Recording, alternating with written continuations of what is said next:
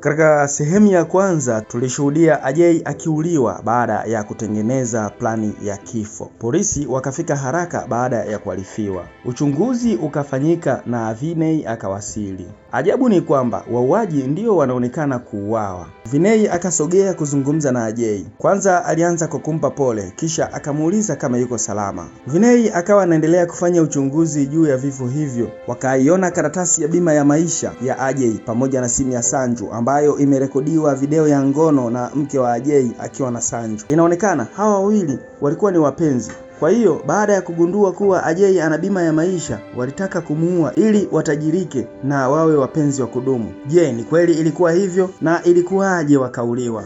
Mimi na wewe hatujui.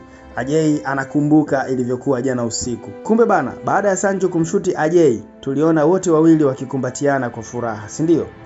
Ghafla wakawa wanasikia sauti ya mtu akipiga makofi ya pongezi ya ushindi. Walipogeuka wanamuona ni Ajay akiwapongeza. Wote wawili walishikwa na hofu kali na kutetemeka. Ajay akachomoa bastora kisha akamfyatua Sanju kwa hasira. Mwanamke akapagawa. Ajay akahamaki kuona mke wake anamlilia Sanju. Ajay anaamua kumfanyia surprise mke wake kwa kusimama na kuonesha kuwa ana uwezo wa kutembea kwa miguu yake mwenyewe. Bibiye alishikwa na hasira akachukua bastora kisha akawa anataka kumuua Ajay. Ajay anasema, nilijua mapema kuwa mwili wako ulikuwa kwangu lakini moyo wako ulikuwa kwa Sanju. Ndio maana nilitaka mfe na ushindi ubaki kwangu. Sikiliza, risasi zilizomo humo haziwezi kuua maana ni risasi za bandia. Mama akatupa bastora chini. Ajay akaanza kumsimulia. Kuna siku Ajay alichukuliwa na kampuni ya bima ya afya kwa ajili ya matibabu makubwa.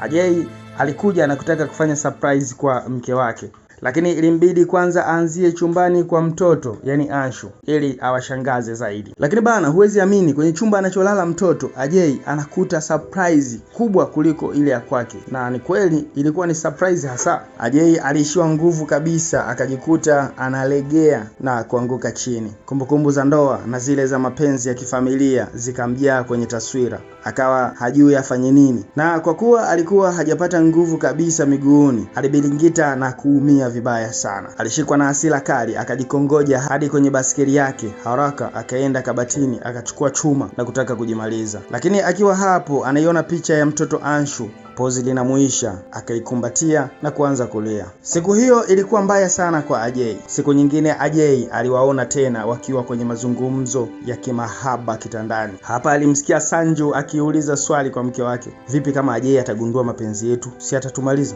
Tutampoteza yeye kabla sisi hatujafa. Maneno ya ujasiri kutoka kwa mke wake yalimchoma zaidi Ajay. Baada ya flashback kuisha, tunarudi kwa Ajay na mke wake. Ajay anamuuliza mke wake, kwa nini ulifanya yote hayo? Kwa nini? Why?